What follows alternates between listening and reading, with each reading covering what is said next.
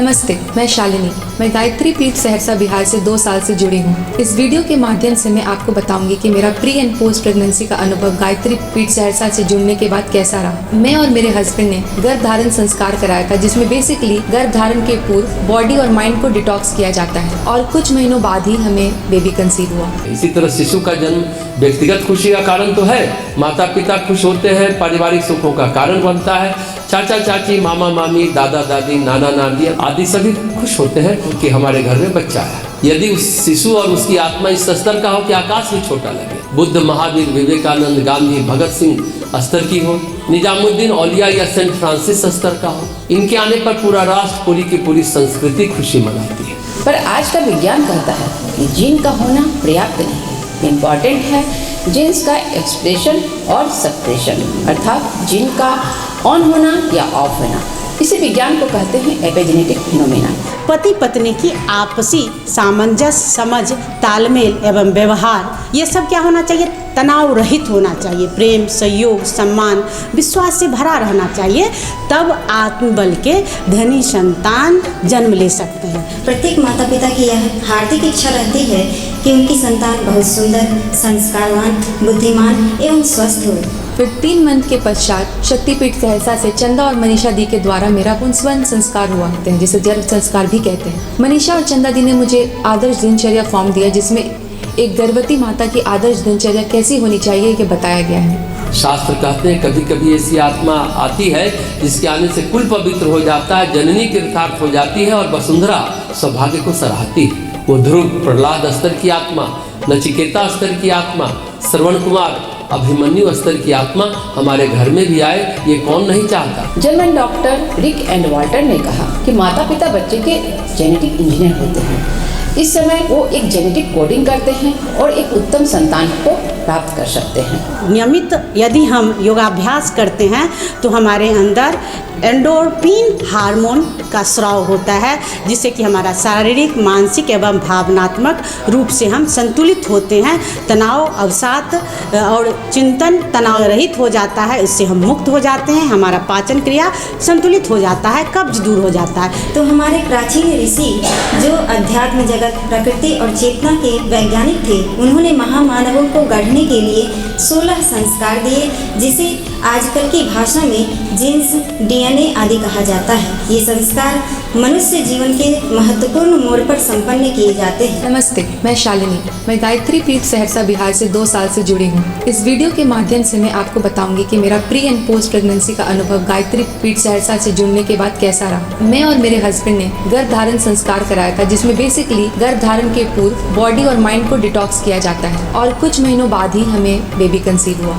फिर 3 मंथ के पश्चात शक्तिपीठ सहरसा से चंदा और मनीषा दी के द्वारा मेरा पुंसवन संस्कार हुआ, जिसे जन्म संस्कार भी कहते हैं। मनीषा और चंदा दी ने मुझे आदर्श दिनचर्या फॉर्म दिया, जिसमें एक गर्भवती माता की आदर्श दिनचर्या कैसी होनी चाहिए ये बताया गया है। मुझे चंदा दी ने माँ की पाठशाला बिहार वीकेंड क्लासेस के बारे में भी बताया और उससे जोड़ा, जहाँ पे हमारे जैसे और भी गर्भिणियाँ जुड़ती हैं और माँ की पाठशाला बिहार ग्रुप के कार्यकर्ता द्वारा उनका मार्गदर्शन किया जाता है। इन क्लासेस में बहुत सारी साइंटिफिक बातें प्रेगनेंसी को लेकर, पौराणिक कहानियाँ और अध्यात्म की बातें बताई जाती है, जिससे आने वाले शिशु संस्कारवान बने। और हमें बताया गया कि कैसे बच्चे का 90% मेंटल डेवलपमेंट गर्भ में ही हो जाता है और अपने चिंतन, चरित्र और व्यवहार एवं आदर्श दिनचर्या द्वारा गर्भिणी जैसा चाहे शिशु पा सकती है। ये क्लासेस मैंने नियमित रूप से अटेंड किया। आदर्श दिनचर्या फॉर्म भरा प्रतिदिन और हमेशा किसी प्रश्न के लिए हमेशा गायत्री पीठ के कार्यकर्ताओं से जुड़ी रही। मैंने अपनी प्रेगनेंसी में कुछ चीज़ें बहुत ही निष्ठा से फॉलो की, जैसे दिनचर्या फॉर्म भरना, वीकेंड माँ की पाठशाला क्लासेस अटेंड करना, योगा करना,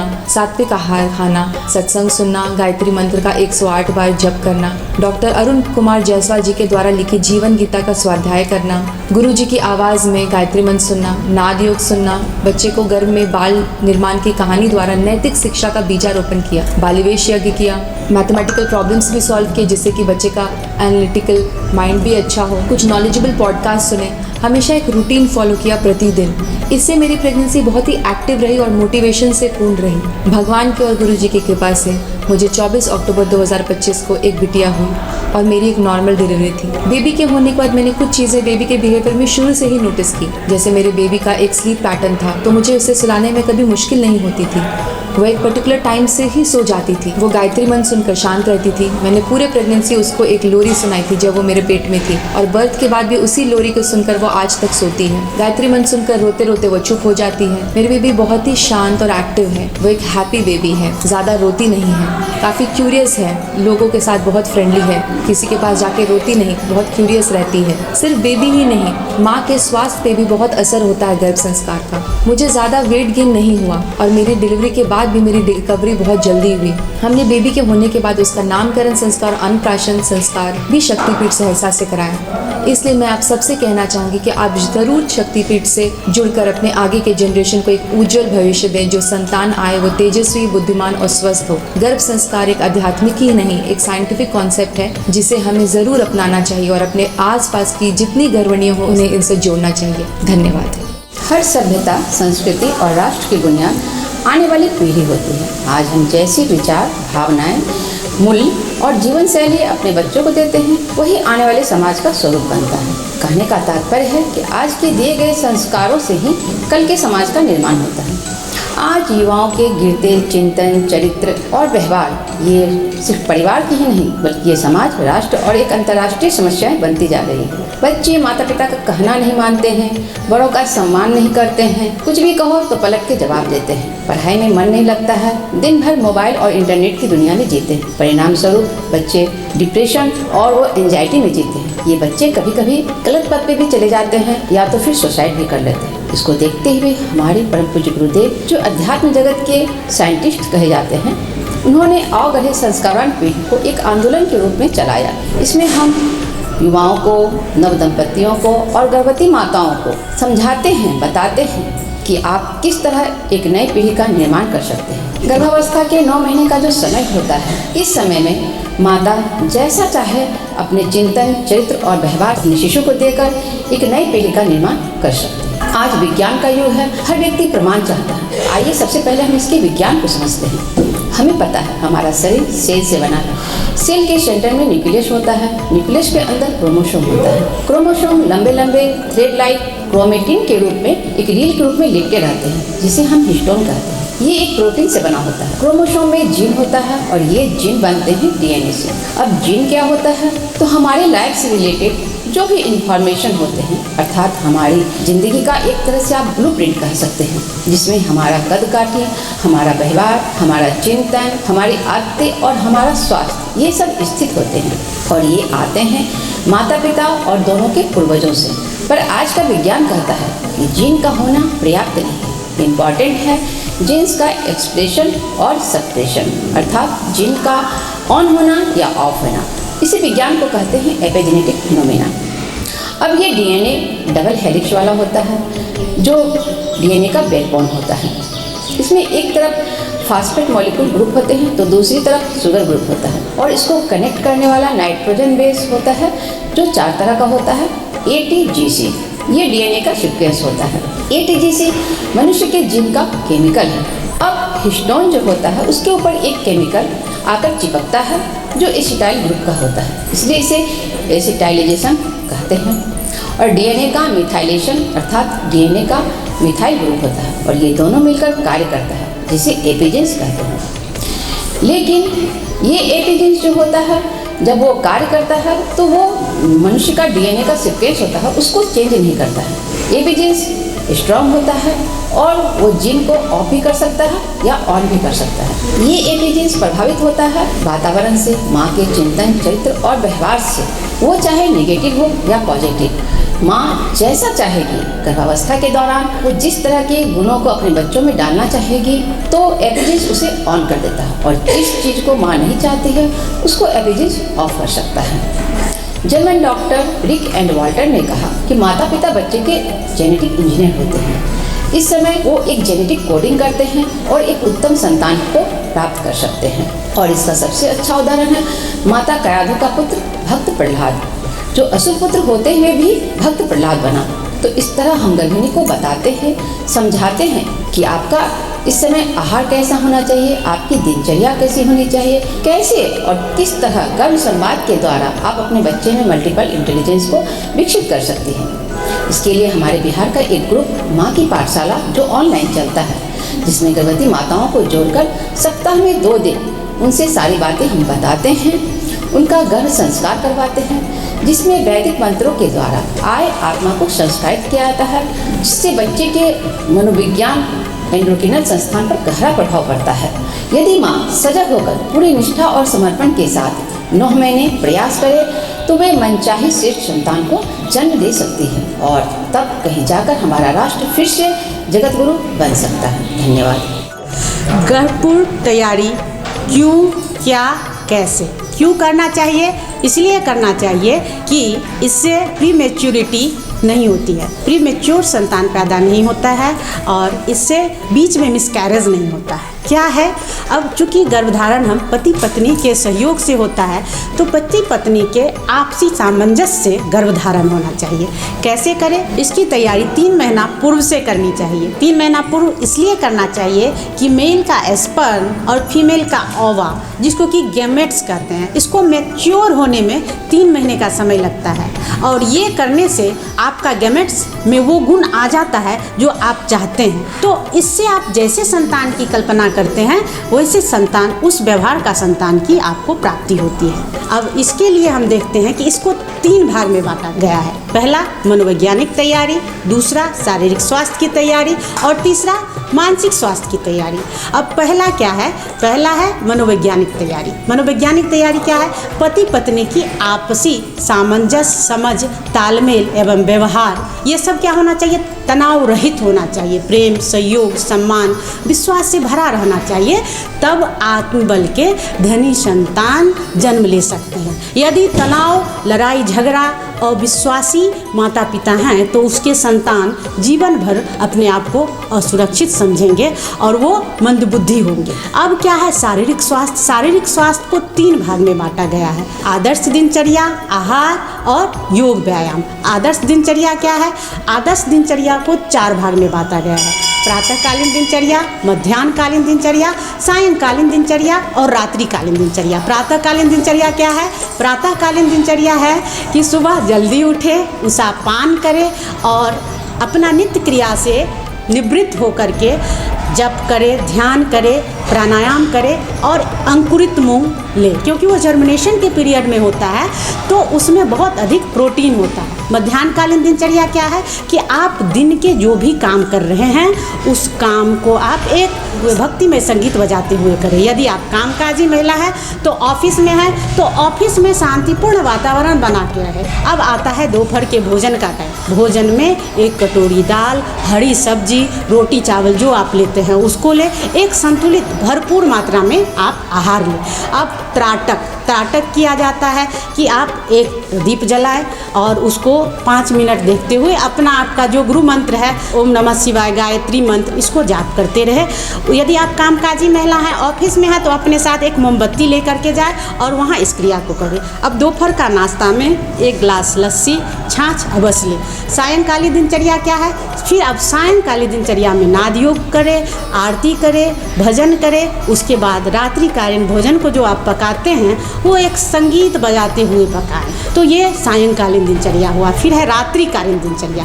सब परिवार आपस में एक साथ बैठकर भोजन करें, उसके बाद आप 1 घंटा टहले और मधुर संगीत बजाते हुए सो जाए। दूसरा नंबर पर आता है आहार। आहार कैसा ले? संतुलित आहार ले, समय पर ले, उचित मात्रा में ले। उचित मात्रा का मतलब है 1600 कैलोरी से 2000 कैलोरी के बीच ले, उचित अनुपात में ले। 4:1 मतलब कि प्रोटीन का 4 भाग होना चाहिए, कार्बोहाइड्रेट का 4 भाग होना चाहिए और वसा का 1 भाग होना चाहिए। उचित क्वांटिटी में ले और उचित क्वालिटी में ले।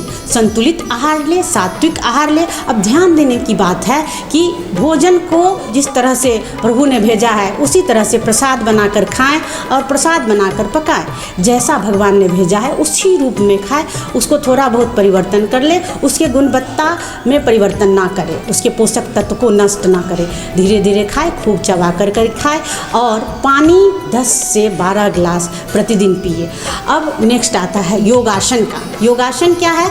सूक्ष्म व्यायाम करें। सूक्ष्म व्यायाम करने से क्या होता है कि जो हमारा हार्मोन है वो बैलेंस में रहता है, और नियमित यदि हम योगाभ्यास करते हैं तो हमारे अंदर एंडोर्फिन हार्मोन का स्राव होता है, जिससे कि हमारा शारीरिक, मानसिक एवं भावनात्मक रूप से हम संतुलित होते हैं। तनाव, अवसाद और चिंतन तनाव रहित हो जाता है, इससे हम मुक्त हो जाते हैं। हमारा पाचन क्रिया संतुलित हो जाता है, कब्ज दूर हो जाता है। ये योगासन है। अब सबसे अंतिम है मानसिक स्वास्थ्य, जो कि बहुत ही महत्वपूर्ण है। पहला है प्राणायाम, ध्यान और स्वाध्याय। प्राणायाम कौन करे? नाड़ी शोधन प्राणायाम है, अनुलोम विलोम प्राणायाम है, प्राणाकर्षण प्राणायाम है, ब्राह्मणी प्राणायाम है। इसको नियमित करें। इसको करने से व्यक्ति का प्राण ऊर्जा बढ़ता है, ब्रह्मांडीय ऊर्जा का विस्तार होता है, O2 का लेवल बढ़ता है, हमारा HB लेवल बढ़ता है, रक्त संचार जो है वो सही से होता है, हमारे भावनात्मक विकास होता है, चिंता तनाव कम होता है। ये सब प्राणायाम के लाभ है। उसके बाद है ध्यान। ध्यान क्या है? ध्यान का मतलब होता है कि मन का श्रेष्ठ विचारों में स्नान और रमन। ध्यान के भी 3 लाभ है। आध्यात्मिक लाभ है, मानसिक लाभ है और वैज्ञानिक लाभ है। आध्यात्मिक लाभ क्या है कि यह मन को शांत करता है, प्रसन्नता देता है, इससे श्रद्धा, भक्ति और विश्वास जगता है। मानसिक लाभ क्या है? इससे तनाव कम होता है, एकाग्रता बढ़ता है, विचार करने की क्षमता बढ़ती है, सकारात्मकता बढ़ती है। और वैज्ञानिक लाभ क्या है कि ऑक्सीजन की खपत और हृदय गति सही से चलता है, ऑक्सीजन का खपत कम होता है, उच्च रक्तचाप को ये कंट्रोल करता है। तो नियमित हमें 15 से 30 मिनट ध्यान अवश्य करना चाहिए। उसके बाद यदि हम नियमित ध्यान करते हैं तो हमें निर्णय लेने की क्षमता में वृद्धि होती है, हमें ध्यान में जागरूकता आती है। और एक बात यह है कि नियमित यदि हम ध्यान करते हैं तो भाषाई ज्ञान बढ़ता है, इससे गणित बनाने की क्षमता बढ़ती है। तो यदि हम गर्भपूर्व ये सब तैयारी करते हैं तो हमारे बच्चे में भी ये सब गुण आ जाता है। अब अगला है स्वाध्याय। स्वाध्याय क्या है? मस्तिष्क का महत्वपूर्ण भोजन है स्वाध्याय। अब इसका लाभ क्या है? मस्तिष्क उत्पादकता को बढ़ाता है, सकारात्मक विचार एवं एकाग्रता को बढ़ाता है। और यदि हम नियमित स्वाध्याय करते हैं तो अच्छी नींद आती है। स्वाध्याय मतलब अपना अध्ययन। अपना अध्ययन क्या है? चिंतन और मनन। चिंतन क्या है? आत्म समीक्षा, आत्म सुधार। और मनन क्या है? आत्मनिर्माण और आत्म विकास। तो इस तरह से यदि हम स्वाध्याय करते हैं तो उससे क्या होता है? सेल्फ एनालिसिस होता है, सेल्फ कोरिलेशन होता है, सेल्फ इम्प्रूवमेंट होता है, सेल्फ डेवलपमेंट होता है। तो इस तरह अच्छे साहित्य का स्वाध्याय करें। यदि आप नहीं पढ़ सकते हैं तो हमारे गायत्री परिवार सहरसा का YouTube चैनल है, उस पर बहुत सारा पूरा गीता है, पूरा रामायण है। आप जाइए, सर्च करिए, खोलिए और उसको सुनिए, वो भी आपका एक स्वाध्याय हो जाएगा। और इस तरह से यदि अपना दिनचर्या आप बनाएंगे तो निश्चित ही गर्भपूर्व तैयारी आपका सही रहेगा और आप एक स्वस्थ संतान को पैदा कर सकते हैं। धन्यवाद। संस्कारों की परंपरा से भारत रहा महान, संस्कारों की गरिमा से भारत नर रत्नों की खान। प्रत्येक माता पिता की यह हार्दिक इच्छा रहती है कि उनकी संतान बहुत सुंदर, संस्कारवान, बुद्धिमान एवं स्वस्थ हो। पर कैसे ये संभव हो, इस पर गंभीरतापूर्वक विचार नहीं करते, या तो उसे आचरण में नहीं उतारते या कुछ दिन करके छोड़ देते हैं। संतान का निर्माण उसके पैदा होने के बाद नहीं, गर्भधारण से ही आरंभ हो जाता है और जन्म लेने तक लगभग 80% पूरा हो जाता है, जो हमें दिखाई नहीं देता, पर वह अदृश्य रूप से चलता रहता है। सच्चिंतन, सच्चरित्र, सद्व्यवहार के निर्माण के लिए यानी भावी पीढ़ी को गढ़ने के लिए शांतिकुंज हरिद्वार से 3 कार्यक्रम चलाया जा रहा है। गर्भवती माता के स्वास्थ्य के लिए जागरूकता कार्यक्रम, गर्भोत्सव संस्कार का वैज्ञानिक निष्पादन, गर्भवती माता का आहार विहार, आचार विचार, योग, आसन, प्राणायाम, ध्यान एवं सबसे महत्वपूर्ण गर्भ में बच्चे से संवाद का प्रशिक्षण कार्यक्रम। तीनों कार्यक्रम के बारे में बात करें तो हमारे प्राचीन ऋषि जो अध्यात्म जगत, प्रकृति और चेतना के वैज्ञानिक थे, उन्होंने महामानवों को गढ़ने के लिए 16 संस्कार दिए, जिसे आजकल की भाषा में जीन्स, DNA आदि कहा जाता है। ये संस्कार मनुष्य जीवन के महत्वपूर्ण मोड़ पर संपन्न किए जाते हैं। इसका प्रभाव मनुष्य के साइकोलॉजी, एंडोक्राइनल सिस्टम यानी हार्मोन और उनके जेनेटिक मिशनरी पर पड़ता है और चेतना में बैठे हुए कुसंस्कार, एनिमल इंस्टिंक्ट को हटाकर सुसंस्कारों की स्थापना कर देता है। संस्कार मनुष्य की चेतना का माइक्रो ट्रीटमेंट करता है। ये धर्म तंत्र से लोक शिक्षण है।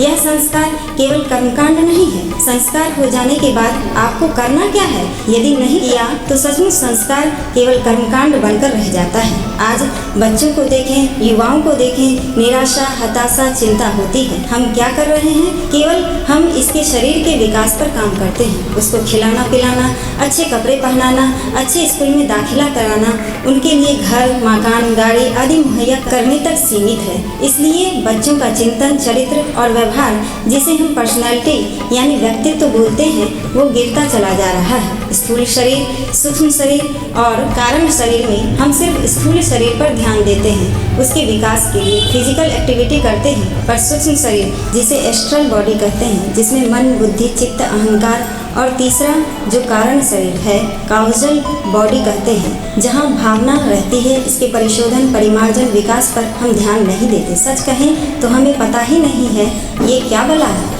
इस गर्भोत्सव संस्कार के मुख्य 4 हिस्से हैं। पहला औषधि अवघ्राण का क्रम है, जिसमें गिलोय, वट और पीपल इन तीनों औषधियों को मिलाकर शारीरिक संस्कार देने के लिए दिया जाता है। दूसरा क्रम आता है गर्भ पूजन का, जिसमें गर्भ का पूजन किया जाता है। तीसरा क्रम आता है आश्वस्तना का, जिसमें परिवार के सभी सदस्य गर्भिणी को आश्वासन देते हैं कि हम तुम्हारे शारीरिक, मानसिक और भावनात्मक संतुलन बनाने में सहयोग करेंगे, घर का वातावरण मधुर रखेंगे। सही संस्कार रखने की जिम्मेदारी परिवार लेता है। कहते हैं कि एक बच्चे को अच्छा व्यक्ति बनाने की जिम्मेदारी राष्ट्र की होती है। माता पिता के साथ परिवार, समाज, शिक्षक उसे अच्छे संस्कार देने का कार्य करते हैं। चौथा चीज है चरु प्रदान का, अर्थात शरीर में दिव्य संस्कार के प्रवाह को देने के लिए प्रयास किया जाता है। चरु प्रदान की परंपरा अपने भारत में एक अद्भुत परंपरा है। सर्वप्रथम औषधि अवघ्राण में वट वृक्ष विशालता और दृढ़ता का प्रतीक है। धीरे धीरे बढ़ना धैर्य का सूचक है। इसकी जटाएं भी जड़ और तनी बन जाती है। यह विकास विस्तार के साथ पुष्टि की व्यवस्था है। वृद्धावस्था को युवा अवस्था में बदलने का प्रयास है। दूसरा चीज इसमें होता है गिलोय। गिलोय वृक्ष में ऊपर चढ़ने की प्रवृत्ति है। यह हानिकारक कीटाणुओं की नाशक है। शरीर में रोगाणुओं, अंतःकरण के कुविचार, दुर्भावों, परिवार और समाज में व्याप्त दुष्टता, मूढ़ता आदि के निवारण की प्रेरणा देती है। शरीर को पुष्ट कर प्राण ऊर्जा की अभिवृद्धि कर सब प्रवृत्तियों के पोषण की सामर्थ्य पैदा करती है। और इसमें पीपल की भी कोपलें होती है। पीपल देव योनि का वृक्ष माना जाता है। देवत्व के परमार्थ के संस्कार इसमें सन्निहित हैं। उनका वर्ण, धारण और विकास किया जाए। सूंघने और पान करने का तात्पर्य श्रेष्ठ संस्कारों का वर्ण करने, उन्हें आत्मसात करने की व्यवस्था बनाना है। ऐसे आहार तथा दिनचर्या का निर्धारण किया जाए। श्रेष्ठ पुरुषों के प्रसंगों के अध्ययन, श्रवण, चिंतन द्वारा गर्भिणी अपने में, अपने गर्भ में श्रेष्ठ संस्कार पहुँचाए। इस कार्य में घर के परिजन उसका सहयोग करें। मंत्र के साथ गर्भिणी नासिका के पास औषधि की कटोरी को ले जाकर रखती धीरे धीरे श्वास के साथ उसकी गंध को धारण करें। भावना करें कि औषधियों के श्रेष्ठ गुण और संस्कार खींचे जा रहे हैं। वेद मंत्रों तथा दिव्य वातावरण द्वारा इस उद्देश्य की पूर्ति में सहयोग मिलता है। गर्भ पूजन के अंतर्गत गर्भ कोई कौतुक नहीं, यह एक बहुत बड़ी जिम्मेदारी है। उसे समझा जाए और उस जिम्मेदारी को उठाने की तैयारी मानसिक तथा व्यवहारिक क्षेत्र में की जाए। गर्भ के माध्यम से जो जीव प्रकट होना चाहता है उसे ईश्वर का प्रतिनिधि मानकर उसके लिए समुचित व्यवस्था बनाकर उसके स्वागत की तैयारी करनी चाहिए। गर्भ पूज्य है। कोई पूज्य व्यक्ति सामने हो तो अपने स्वभाव तथा परस्पर के द्वेष वैर को भुलाकर भी शालीनता का वातावरण बनाया जाता है। गर्भ के लिए भी ऐसा ही किया जाए। गर्भ का पूजन केवल एक सामयिक औपचारिकता न रह जाए। संस्कारित करने के लिए पूजा उपासना का सतत प्रयोग चले। घर में आस्तिकता का वातावरण रहे। गर्भिणी स्वयं भी नियमित उपासना करे। उसे आहार और विश्राम जितना ही महत्वपूर्ण मानकर चलाया जाए। अधिक न बने तो गायत्री चालीसा पाठ एवं पंचाक्षरी मंत्र ओम भूर्भुवः स्वः का जब ही कर लिया करें। गर्भ पूजन के लिए गर्भिणी के घर परिवार के सभी वयस्क परिजन भावना की जाए कि गर्भस्थ शिशु को सद्भाव और देव अनुग्रह का लाभ देने के लिए पूजन किया जा रहा है। गर्भिणी उसे स्वीकार करके गर्भ को वह लाभ पहुंचाने में सहयोग करती है। अगला क्रम आश्वस्तना का आता है। गर्भ के माध्यम से प्रकट होने वाले जीव को अपेक्षा होती है कि उसे विकास के लिए सही वातावरण मिलेगा। जिस सत्ता ने गर्भ प्रदान किया है वह भी उस उत्तरदायित्व को पूरा होते देखना चाहती है। दोनों को आश्वस्त किया जाना चाहिए कि उन्हें निराश नहीं होना पड़ेगा। पहला आश्वासन गर्भिणी देती है, वह अपने कर्तव्य का ध्यान रखे, आहार विहार चिंतन सही रखे, दूसरों के व्यवहार और वातावरण की शिकायत करने में समय और शक्ति न गंवाकर धैर्यपूर्वक गर्भ को श्रेष्ठ संस्कार देने का प्रयास करे, प्रसन्न रहे, ईर्ष्या द्वेष क्रोध आदि मनोविकारों से बचती रहे, धैर्यपूर्वक उज्जवल भविष्य की कामना करे। दूसरा आश्वासन उसके पति और घर के परिजनों की ओर से होता है। गर्भिणी माता अपने शरीर तथा रक्त मांस से बालक का शरीर बनाती है, अपना रक्त सफेद दूध के रूप में निकाल कर बच्चे का पोषण करती है, उसके मल मूत्र स्नान वस्त्र तथा दिनचर्या की हर घड़ी साज संभाल रखती है। इतना भार तथा त्याग कुछ कम नहीं। माता इतना करके भी अपने हिस्से की जिम्मेदारी का बहुत बड़ा भाग पूरा कर लेती है। अब शिशु को सुसंस्कारी बनाने की उपयुक्त परिस्थितियां उत्पन्न करना पिता का काम रह जाता है। उसे पूरा करने के लिए उतना ही त्याग करना, उतना ही कष्ट सहना और उतना ही ध्यान रखना पिता का और घर के परिजनों का भी कर्तव्य है। सब मिलकर प्रयास करें कि गर्भ पर अभाव और कुसंस्कारों की छाया न पड़ने पाए। गर्भिणी गलत आकांक्षाएं पास न आने दे। घर के परिजन उसकी उचित आकांक्षाएं जाने और पूरी करें। क्या खाना चाहती है यही पूछना पर्याप्त नहीं है, कैसा व्यवहार चाहती है यह भी पूछा जाए, समझा जाए और पूरा किया जाए। भावना करेंगे गर्भिणी गर्भस्थ शिशु तथा दैवी सत्ता को आश्वस्त कर रही है। सभी परिजन उसके इस प्रयास में भरपूर सहयोग देने की शपथ लेते हैं। इस शुभ संकल्प में दैवी शक्तियां सहयोग दे रही है। इस भाव के साथ इस क्रिया को किया जाता है। इस श्रेष्ठ संकल्प पूर्ति की क्षमता अगला क्रम चरु प्रदान का होता है। यज्ञ से बची खीर गर्भिणी को सेवन के लिए दी जाती है। यज्ञ से संस्कारित अन्न ही मन में देवत्व की वृत्तियां पैदा करता है। स्वार्थ वृत्ति से स्वाद को लक्ष्य करके तैयार किया गया भोजन अकल्याणकारी होता है। आहार प्रभु का प्रसाद बनाकर लिया जाए, बिना भोग लगाए न खाना संयम की वृत्ति को पैदा करता है, पुष्ट करता है। भोजन में सात्विक पदार्थों, उत्तेजक, पेट और वृत्तियों को खराब करने वाले पदार्थ ना हो, उन्हीं में रस दिया जाए। भावना करें कि यह यज्ञ का प्रसाद दिव्य शक्ति संपन्न है। इसके प्रभाव से राम भरत जैसे नर पैदा होते हैं। ऐसे संयोग की कामना की जाती है। गर्भ संवाद के कई तरीके हैं। पूजा पाठ, ध्यान, संगीत, स्वाध्याय, सत्संग आदि कई तरीके से माता पिता बातचीत कर सकते हैं। शिशु न केवल गर्भ संवाद से सीखता है बल्कि उसका हृदय, व्यक्तित्व, मन और विशेषकर मस्तिष्क का विकास बहुत तेजी से होता है। बच्चे को माता पिता से बात कर एक सुरक्षा का एहसास होता है। इस कारण गर्भस्थ शिशु और माता पिता के बीच भावनात्मक संबंध काफी मजबूत हो जाते हैं। आजकल विदेश में तो बाकायदा इसका प्रशिक्षण भी दिया जाता है। डॉक्टर डेविड स्पेल अपने शोध में गर्भवती महिला को कहा कि बच्चे को प्रतिदिन एक कहानियाँ सुनाए। जन्म के बाद पाया गया कि वो बच्चा उसी कहानी के प्रति अच्छे ढंग से रिएक्ट करने लगा और इस कहानी को सुनना पसंद करने लगा। 6 महीने में सिर्फ वो सुनता ही नहीं, गर्भ से जवाब भी देता था। अमेरिकी शोध में यह पाया गया है गूंजने वाली आवाज के प्रति इसकी प्रतिक्रिया काफी सकारात्मक रही है। मधुर ध्वनि और संगीत अगर सुनाते हैं तो मस्तिष्क उस स्वर लहरियों के साथ विकसित होता चला जाता है। अतः दिन में कम से कम 2 घंटे गर्भ संवाद के लिए माता और पिता को जरूर देना चाहिए। यदि बच्चे के संपूर्ण व्यक्तित्व का विकास चाहते हैं तो ये सबसे कारगर उपाय है। विभिन्न डॉक्टर्स और मनोवैज्ञानिकों ने इस पर शोध किया है। ऋषियों की यह प्राचीन और प्रभावशाली परंपरा को परम पूज्य गुरुदेव ने बहुत सरल और प्रभावी ढंग से इस तकनीक को बताया है। पहला, स्वाध्याय अर्थात कुछ अच्छी किताबों को न सिर्फ पढ़ें बल्कि उसका चिंतन मनन भी करें, उसको सोचें। धीरे धीरे बच्चा इन चीजों को ग्रहण कर लेता है, अचेतन मन में और मस्तिष्क में चला जाता है। वही गुण फिर विकसित होते चले जाते हैं। दूसरा, कहानियाँ सुनाना। बाल निर्माण की कहानियाँ, महापुरुषों की जीवनी, प्रेरणाप्रद कहानियाँ सुनाकर नैतिक शिक्षा देना। जोर जोर से बोलकर भी सुनाना चाहिए, मन ही मन सुनाना चाहिए। तीसरा, संगीत सुनाना। संगीत की स्वर लहरियाँ, गूंजने वाली ध्वनि के प्रति बच्चा वैसे भी अपनी प्रतिक्रिया बहुत सकारात्मक देता है। खासकर बांसुरी की धुन पर प्रतिक्रिया बहुत अच्छे से देता है। चौथा, ध्यान। इसमें हम कुछ बोलते नहीं मुँह से, जिसके बारे में चिंतन करते हैं। जैसे हम सूर्य का ध्यान करते हैं और भावना करते हैं कि सूर्य की ऊर्जा, सूर्य की शक्ति, सूर्य का प्रकाश गर्भस्थ शिशु के अंदर नाभि के द्वारा जा रही है। वो ऊर्जा उसके अंदर फैल रही है। रोग प्रतिरोधक क्षमता, प्राणबल बढ़ रहा है। वो सारे गुण बच्चे के अंदर उतरती चली जाती है। 5वां, पारिवारिक आपसी बातचीत। यहाँ बहुत सतर्क रहने की आवश्यकता है। 9 महीने बच्चा घर के वातावरण को सुन भी रहा है, देख भी रहा है और सीख भी रहा है। आपस की बातचीत इसके अंदर एक संस्कार का निर्माण कर रही है, इसलिए स्वस्थ बातचीत ही करें ताकि बच्चे को अच्छे गुण सीखने को मिले। छठा आता है माँ के द्वारा संस्कार का स्थानांतरण। घर के बड़े बुजुर्ग के अच्छे गुणों और बच्चों को बताना और प्रतिदिन सुनाना। सुनते सुनते वो गुण बच्चे के अंदर अपने आप चला जाएगा। अगर बुराई करती है, दुर्गुणों को सोचती है तो सतर्क हो जाइए, वो सारे दुर्गुण उस बच्चे के व्यक्तित्व में उभर कर आ जाएंगे। 7वां, न्यूज टीवी के द्वारा समाज में हो रहे अच्छे कार्यों को वो देखती है, इसकी चर्चा बच्चे से घर में जरूर बताइए। क्राइम पेट्रोल ना देखें, ना सोचें, ना बताएं। अच्छे सीरियल हम देखें तो बच्चे के पास अपने आप ट्रांसफर हो जाएगी। 8वां,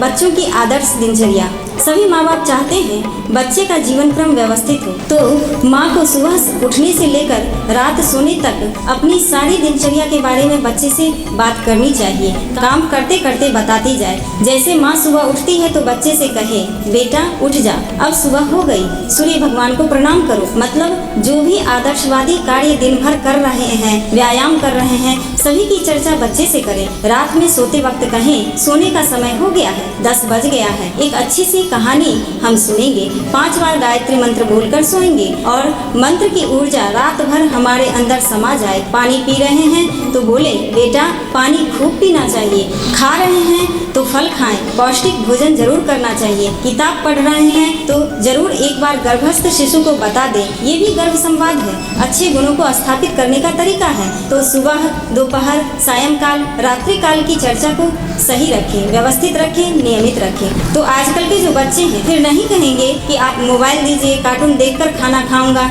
ये सारी जिद बच्चों की इसलिए होती है कि हम भी 9 महीने वैसे ही करते रहे हैं, हमें ज्ञान नहीं था। अगर दिनचर्या अच्छी बनाएंगे, पौष्टिक आहार लेंगे तो वो संतान स्वस्थ, शालीन, प्रतिभाशाली, सेवामयी, समुन्नत इंसान बनेगा, महामानव बनेगा। गर्भ में सही आचार विचार चिंतन मनन रहा तो फिर गर्भ से आने वाला बालक बीमार नहीं पड़ेगा, व्यसन में नहीं जाएगा, भविष्य में गड़बड़ाएगा नहीं।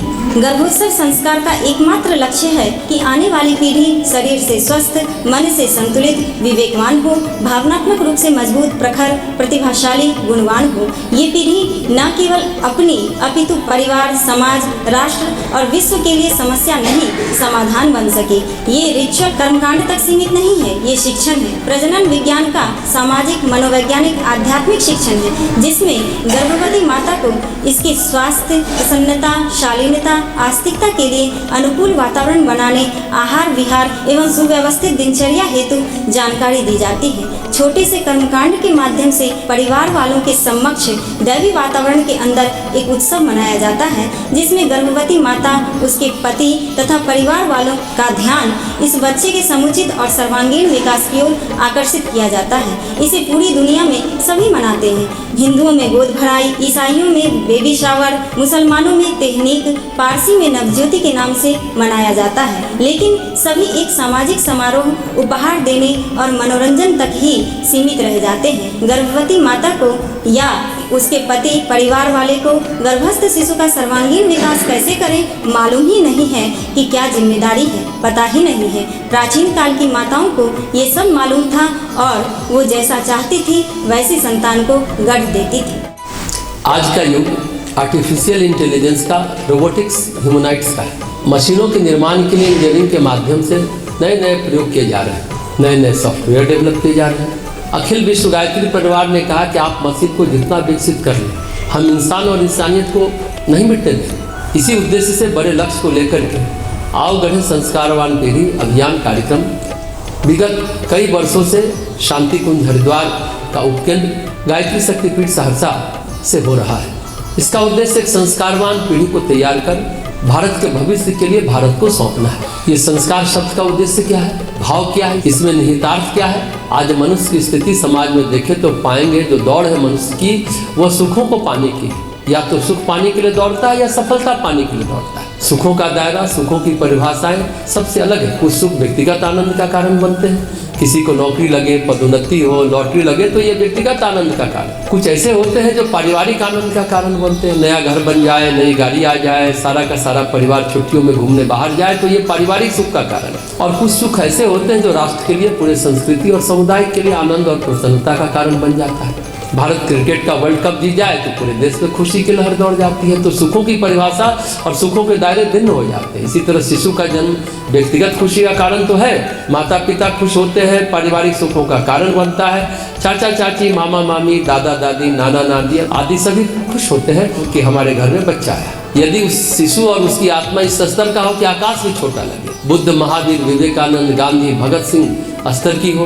निजामुद्दीन औलिया या सेंट फ्रांसिस स्तर का हो, इनके आने पर पूरा राष्ट्र, पूरी की पूरी संस्कृति खुशी मनाती है। कहते हैं जब बुद्ध बुद्धत्व को प्राप्त हुए तो उनके सामने जो ब्रह्मा के पद पर आसीन थे उनसे मिलने को आए और प्रणाम कर कहा, हम आपको अपने समय में पाकर कृतार्थ महसूस करते हैं। लाखों ब्रह्म आए और चले गए, पर मैं एक ऐसा सौभाग्यशाली हूँ जिसे देखने का अवसर मिला कि कोई बुद्धत्व को प्राप्त व्यक्तित्व कैसा होता है। तो बुद्ध बुद्धत्व बनते हैं तो ब्रह्मा भी अपने को सराहते हैं। शास्त्र कहते हैं कभी कभी ऐसी आत्मा आती है जिसके आने से कुल पवित्र हो जाता है, जननी कृतार्थ हो जाती है और वसुंधरा सौभाग्य को सराहती है। वो ध्रुव, प्रहलाद स्तर की आत्मा, नचिकेता स्तर की आत्मा, श्रवण कुमार, अभिमन्यु स्तर की आत्मा हमारे घर में भी आए, ये कौन नहीं चाहता, हर कोई चाहता है। विज्ञान कहता है जेनेटिक इंजीनियरिंग के माध्यम से हम लोग ऐसी आत्मा को जन्म दे सकते हैं जो 50-100 साल बाद महामानव स्तर की आत्मा आ सकती है। पर कितना हो सकेगा अभी नहीं कहा जा सकता, पर इतना अवश्य कहा जा सकता है कि हमारे पूर्वजों ने, ऋषियों ने हजारों वर्ष पहले ऐसा चिंतन दे दिया जिसका यदि सही सही पालन किया जाए, सही सही अनुशीलन किया जाए, माता पिता सभी सही तैयारी करें तो ऐसी आत्मा को अपने परिवार में आमंत्रित कर पाना संभव है, जिसके आने से पूरा कुल, पूरी की पूरी संस्कृति अपने भाग्य को सराहती है। पुराणों के पन्ने ऐसे उदाहरणों से भरे पड़े। महर्षि कर्दम और देवभूति का उदाहरण आता है। उन्होंने महसूस किया अभी राजा तो पर्याप्त हो गए, असुर पर्याप्त हो गए, पर ऋषियों की कमी है। जितने सप्त ऋषि थे उनसे विवाह करने के लिए कन्याएं नहीं थी। दोनों ने तप किया और 8 पुत्री को जन्म दिया, अरुंधति, अनुसुईया, कला, क्रिया, हविर्भू, ख्याति, शांति, क्षमा को जन्म दिया। और इन 8 के 8 का विवाह सप्त ऋषियों के साथ। इसके बाद एक पुत्र आए महामुनि कपिल, जिनके बारे में कहा जाता है कि वो भगवान नारायण के अंश थे। तो एक परिवार ने पूरे भारत में ऋषियों के परंपरा को जन्म दे दिया। यदि एक माता पिता तैयारी करते हैं तो भारत में 10,000 ऋषियों को जन्म देते हैं। ये भारत के इतिहास में लिखा हुआ है। यदि यह संभव न होता तो फिर ब्रह्मा, विष्णु और महेश के अंश से अत्रि और अनसुईया के जो पुत्र थे, दुर्वासा, चंद्रमा और दत्तात्रेय का जन्म कैसे हो पाता? कुंती के पास सूर्य, पवन, यम, इंद्र और अश्विनी कुमार 5 पांडवों को छोड़कर कैसे जाते? इतिहास गवाह, पुराण साक्षी है। एक के बाद एक ऐसे उदाहरण मिलेंगे। माता पिता ने तब साधना कर ऐसी आत्मा को अपने परिवार में आने के लिए निमंत्रण भेजा जिसको कुल, राष्ट्र और संस्कृति के भविष्य के रूप में देखते हैं। इस आमंत्रण को भेजने के लिए जिस संस्कार को किया जाता है उसका नाम है गर्भोत्सव संस्कार, यानी पुंसवन संस्कार। वो आत्माएं ईमेल रिसीव नहीं करती, व्हाट्सएप चैट नहीं करती, इनको आप इसी संस्कार के माध्यम से आमंत्रण भेजते हैं। यह ऐसा संस्कार है जो ऐसी आत्मा को खींच कर लाता है। गायत्री परिवार के सूत्र संचालक पूज्य गुरुदेव वेदमूर्ति तपोनिष्ठ श्री राम शर्मा आचार्य ने मानवता को असंख्यों उपहार दिए। इसमें सबसे महत्वपूर्ण उपहार गर्भोत्सव संस्कार यानी पुंसवन संस्कार का पुनर्जीवन। लोग इसके महत्व और मूल्य को भूल गए, पर इससे ज्यादा मूल्यवान संस्कार भारतीय संस्कृति में दूसरा नहीं है। अच्छी आत्मा, जागृत आत्मा को लाने के लिए माता पिता को इसकी तैयारी करने की आवश्यकता है। यही तैयारी है गर्भोत्सव संस्कार। जहाँ हम रहते हैं इसमें 2 महत्वपूर्ण घटक है, व्यक्ति और समाज। व्यक्ति के व्यक्तित्व का प्रभाव समाज पर पड़ता है और समाज का व्यक्ति पर प्रभाव पड़ता है। महर्षि अरविंद स्वतंत्रता संग्राम के समय जिस जेल की कोठरी में थे, उनके रहने से कोठरी का वातावरण इतना पवित्र हो गया कि उनके निकलने के बाद एक हत्यारा को कमरा मिला। वो हत्यारा भी तप साधना और योग करने लगा। व्यक्ति के व्यक्तित्व का प्रभाव वातावरण पर पड़ता है। पूज्य गुरुदेव के कक्ष में जाकर लगता है जैसे सूर्य के कमरे में आ गए और वो तेज, वो ओज वहाँ सहज प्राप्त हो जाता है। व्यक्ति के विचार और मन के सारे विकार गिर जाया करते हैं। व्यक्ति निष्पन्द हो जाता है, शांत हो जाता है। व्यक्ति का व्यक्तित्व वातावरण को बदल देता है और वातावरण व्यक्ति को बदल देता है। यदि वातावरण में नकारात्मकता है तो श्रवण कुमार के मन को बदल देती है। श्रवण कुमार अपने माता पिता को कंधे पर तीर्थ यात्रा करा रहे थे। जब मैदान के क्षेत्र से निकले तो माता पिता को जमीन पर रख दिया और कहा, आप अंधे हैं, लंगड़े नहीं हो, अपने आप चल कर जाओ। पिता ने ध्यान लगाया तो पाया कि यह वह क्षेत्र है जहाँ भाई ने भाई को मारा था। उन्होंने श्रवण कुमार से कहा, जल्दी चलो पुत्र, निकले इस क्षेत्र से। और श्रवण कुमार के जो मनोभाव थे वापस आ गए और वे फुट फुट कर रोने लगे। यह है दैत्य के वातावरण का प्रभाव। और वातावरण का जो प्रभाव व्यक्ति की चेतना पर पड़ता है वही संस्कार कहलाता है। यदि यह प्रभाव शुभ मान्यताओं को, शुभ चिंतन को, शुभ संबंधों को जन्म देता है तो सुसंस्कार कहलाता है, और इससे उल्टा होता है तो कुसंस्कार कहलाता है। ये संस्कार शारीरिक भी है, मानसिक भी है और आध्यात्मिक भी है। विज्ञान जिस संस्कार की बात करता है वो शारीरिक संस्कार है, जिसको हम जीन्स कहते हैं। इसके माध्यम से हम ये जान सकते हैं कि कोई व्यक्ति लंबा होगा या छोटा होगा, मोटा होगा कि पतला होगा, काला होगा या गोरा होगा। माता पिता के अंदर जो जीन्स है इससे जान सकते हैं। ऑटो इम्यून डिजीज होगा, माता पिता को डायबिटीज है तो बच्चे को होने की संभावना कितनी है। इनको मेंटल इलनेस है तो बच्चे में होने की संभावना कितनी है। इतना जानने का विज्ञान हमारे पास है, पर हम ये नहीं जान सकते कि बच्चे के अंदर मन और आध्यात्मिक संकल्प कैसे होंगे। ये बता सकते हैं कि बच्चा गर्भ के अंदर है वो 8 जगह से टेढ़ा है, अष्टावक्र कहलाएगा, पर ये नहीं बता सकते कि वो अष्टावक्र ब्रह्म ऋषि बनने वाला है। वो इसका आध्यात्मिक संस्कार है। ये बता सकते हैं जो बच्चा पेट के अंदर है वो लुडविग बीथोवन है, इसके माता पिता को टाइफस है तो बच्चे को टाइफस होगा, ऑटो इम्यून कंडीशन, और वो बहरा होगा। पर ये नहीं बता सकते कि बहरा बीथोवन दुनिया का सबसे प्रसिद्ध संगीतज्ञ होगा और 20 साल की उम्र में 30 सिम्फोनियां रच लेगा। यह इसका आध्यात्मिक संस्कार है। बेमनिक वो व्यक्ति था जिसको सेरिबेलम मिसिंग था, कार्पस कैरिसम मिसिंग था, एंटीरेक्सम मिसिंग था। जब जन्म लिया था ऐसे लोग वेजिटेबल यानी सब्जियों की तरह जिंदगी गुजारते हैं। माता पिता को डॉक्टर ने कहा इसे किसी केयर होम में डालकर भूल जाए। अपना कोई ध्यान वो बच्चा नहीं रख सकता था, एक चम्मच नहीं उठा सकता, अपना बटन नहीं लगा सकता था, पर इसकी स्मरण शक्ति इस कदर तेज थी कि अमेरिका के सारे फोन नंबर को जानता था। 12,000 किताब सॉल्ट लेक लाइब्रेरी के अंदर थी, ऊपर से नीचे सभी को जानता था। दोनों हाथ से लिख सकता था। इसके जीवन पर रेनमैन नाम की पिक्चर बनी, ऑस्कर अवार्ड मिला। ये बात जान पाना विज्ञान के दायरे से बाहर हो जाता है। विज्ञान ये बता सकता है कि इसके अंदर ये संभावना नहीं है जीवन की, पर विज्ञान ये नहीं बता सकता इस बच्चे में अंतर मन में आध्यात्मिक संभावना कैसे जन्म लेती है। वो देने के लिए ही गर्भोत्सव संस्कार। हालांकि विज्ञान अब बच्चों में पाए जाने वाले बहुत सारी बीमारियों को गर्भ में ही ठीक कर देता है, लेकिन आध्यात्मिक संभावना कैसे बढ़े, कैसे सही हो, वो नैतिक आध्यात्मिक कैसे बने, अभी इस पर विज्ञान को काम करना बाकी है। लेकिन ये काम हमारे प्राचीन ऋषियों ने कर दिया है। एक व्यक्तियों के अंदर में सारे के सारे संस्कार आने की संभावना जन्म से पहले शुरू हो जाती है। एक महत्वपूर्ण बात भारतीय चिंतन में कही गई है कि हमारे यहाँ बच्चे की शिक्षा उसके जन्म के 9 महीने पहले शुरू हो जाती है। स्कूल में तो बहुत बाद में जाते हैं। अगर ये ना होती तो मदालसा अपने घर में 3 बच्चों को ब्रह्मर्षि और 1 बच्चे को चक्रवर्ती राजा कैसे बना देती। सुभद्रा अपने पुत्र अभिमन्यु को चक्रव्यूह तोड़ने का ज्ञान गर्भ में कैसे दे देती। जब माता के सिगरेट पीने का, उसके तनाव का, रक्तचाप का, डायबिटीज का असर उसके बच्चे पर पड़ता है तो सकारात्मक चिंतन का कैसे नहीं पड़ता होगा।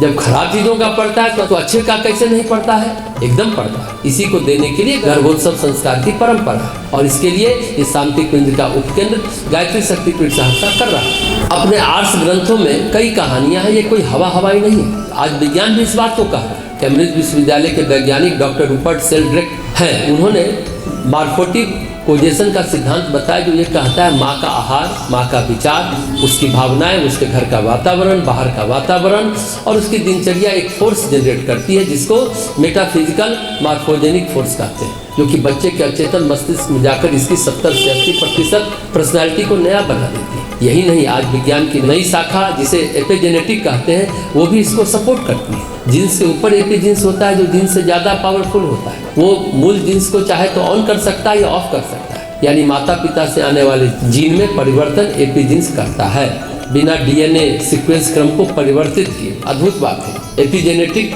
जियोलॉजी प्लस बायोलॉजी का योग है। एपीजीन वातावरण से, व्यवहार पद्धति से यानी विचार भावना से, आहार से प्रभावित होता है। अगर ये गर्भवती माँ का अच्छा है तो दैत्य हिरण्यकशिपु जीन वाला बच्चा भी भक्त प्रहलाद बन सकता है। केवल महामानव प्रहलाद ही नहीं बल्कि उनकी आने वाली पीढ़ी भी महामानव बन सकती है। इसी का उल्टा वज्रश्रवा का पुत्र और इसी पुलस्त का नाती रावण बन गया, क्योंकि रावण की माँ कैकसी राक्षसी कुल की थी। प्रहलाद की माँ कयाधु के पति हिरण्यकशिपु जब तप करने चले गए, इंद्र कयाधु को कैद कर मारने जा रहा था। तो नारद मुनि ने कहा, गर्भवती को मारना तो बहुत बड़ा पाप है, इसलिए इसे जाने दो। अपने आश्रम में ले गए, जहाँ का वातावरण नियमित दिनचर्या, संतुलित आहार और देव संस्कार बढ़ाने वाली अच्छी अच्छी कहानियाँ मिली।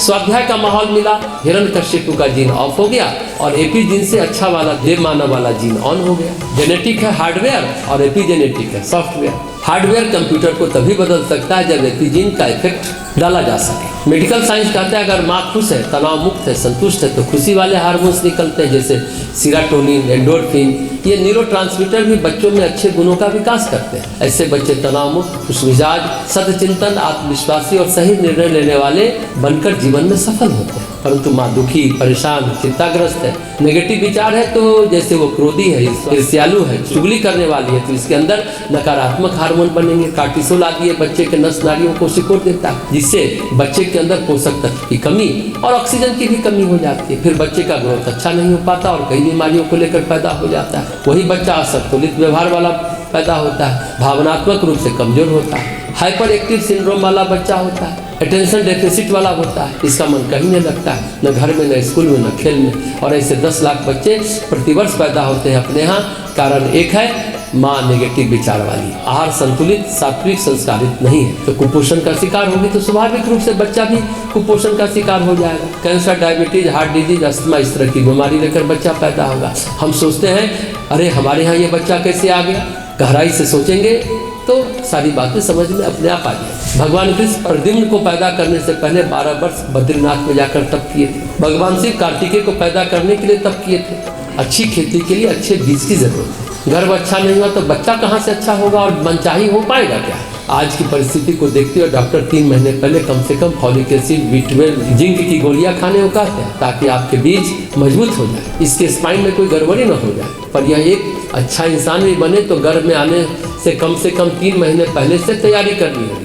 पुरुष का स्पर्म और महिला का वोम 3 महीना लेता है परिपक्व होने में। इसी को गैमेटोजेनेसिस कहते हैं। अगर कमजोर है, परिपक्व नहीं, तो जीनोमिक इम्परिंग हो जाता है, फिर गड़बड़ा जाता है शिशु। वेदमूर्ति तपोनिष्ठ पंडित श्री राम शर्मा आचार्य कहते हैं, आज तो हर बच्चा एक्सीडेंटल चाइल्ड है, बिना योजना के दुर्घटनावश पैदा हो जाता है। घर में, सड़क पर, या यूँ कहे जीवन भर एक्सीडेंट ही करता रहता है। कोई प्लानिंग नहीं है माता पिता के जीवन में कब कैसे बच्चा को लाया जाए, जन्म दिया जाए। इसलिए गुरुदेव कहते हैं 3 महीने पर गर्भोत्सव संस्कार करा लें, ताकि आपको पता चल जाए क्या करना है। सबसे तेजी से बच्चे के दिमाग का विकास होता है। जब तक माँ बाप को पता नहीं है तभी दिमाग की नींव पड़ जाती है। Fore brain, mid brain, hind brain बन गया। जब जान जाते हैं, घर ठहर गया, फिर भी तैयारी करें कि कैसे जीना है। अगर फॉलिक एसिड, B12, कैल्शियम नहीं खाई है तो मस्तिष्क छोटा हो जाता है, तो विकास नहीं हो पाता। अगर स्पाइन की हड्डी नहीं है तो बच्चा पैदा होते ही अपाहिज हो जाता है। इसलिए आहार विहार बहुत महत्वपूर्ण है। 3रे महीने के अंत में या 4थे महीने के शुरू में हम कहते हैं अब गर्भ में जीव आ गया, आत्मा की स्थापना हो गई, तो उल्टी होना अपने आप बंद हो जाता है। पर इसी समय हम पुंसवन यानी गर्भोत्सव संस्कार कराते हैं कि गर्भ में अच्छी आत्मा, देव आत्मा का प्रवेश हो। इस समय बच्चे के मस्तिष्क की कोशिकाएं 2,50,000 प्रति मिनट की रफ्तार से बढ़ती है। तो जिस टाइप का इंप्रेशन जाएगा मस्तिष्क में, वैसा ही बच्चा बनता चला गया। 3रे महीने बच्चा आवाज भी सुनने लगता है और सूंघने भी लगता है और स्वाद भी लेने लगता है। गर्भोत्सव संस्कार के माध्यम से भावी माता पिता को बच्चे के उत्तम विकास का प्रशिक्षण दिया जाता है। बच्चे से वार्तालाप कैसे करना है, इसी को गर्भ संवाद भी कहते हैं। गर्भ संवाद एक ऐसी तकनीक है जिससे माँ अपने गर्भस्थ शिशु से बातचीत कर सकती है। इसके माध्यम से बच्चे को बहुत कुछ सिखाया जा सकता है। बच्चा जब गर्भ में होता है तो वह सोल कॉन्शस होता है, मतलब ग्रहण करने की क्षमता बहुत मजबूत होती है, ग्रास्पिंग पावर बहुत मजबूत होती है। अब तो शिशु विशेषज्ञ ने प्रमाणित कर दिया है कि गर्भस्थ शिशु का मस्तिष्क प्रौढ़ मस्तिष्क की अपेक्षा ज़्यादा ग्रहणशील होता है। वो बहुत तेजी से सारी चीज़ों को अपने अंदर स्थापित कर लेता है, कैप्चर कर लेता है। गर्भ के अंतिम 3 महीने में तो उसकी श्रवण शक्ति काफ़ी बढ़ जाती है। इसलिए प्रतिदिन बातचीत जरूर करना चाहिए, क्योंकि गर्भस्थ शिशु 24 घंटे में अपनी माँ के 5000 शब्द सीख लेता है। इसके अलावा भाई बहन, पिता और परिवार के अन्य सदस्यों के शब्दों को भी सीख लेता है। अखिल विश्व गायत्री परिवार के जनक युग ऋषि, युग मनीषी श्री राम शर्मा आचार्य ने आने वाले युग के निर्माण के लिए कई योजना चलाई। उसमें से एक महत्वपूर्ण योजना पूरे विश्व भर में अवगढ़े संस्कारवान पीढ़ी के रूप में चल रहा है। सज्जन, सुशील, प्रतिभाशाली एवं समुन्नत सभ्य प्रखर भावी पीढ़ी के निर्माण हेतु यह कार्यक्रम है, जिसमें गायत्री परिवार के असंख्यों कार्यकर्ता प्रोफेसर डॉक्टरों के बीच जाते हैं और इस अभियान को जन जन तक पहुंचाने का काम करते हैं। इस संबंध में आप सबों की कितनी भागीदारी हो सकती है, अपने नज़दीक के गायत्री शक्तिपीठ में जाएं, गर्भोत्सव संस्कार कराएं, दिनचर्या का कड़ाई से पालन करें, अपने आसपास की गर्भवती महिलाओं को भी प्रेरित करें ताकि सुसंस्कारवान संतति का जन्म, परिवार, समाज, राष्ट्र का भविष्य उज्जवल हो। यह प्रशिक्षण आवश्यक ही नहीं, अनिवार्य है। अगर हम अपनी संस्कृति को विश्व संस्कृति बनाना चाहते, अपने घर में सुख शांति समृद्धि लाना चाहते हैं तो ये संस्कार कराना अति आवश्यक है। धन्यवाद।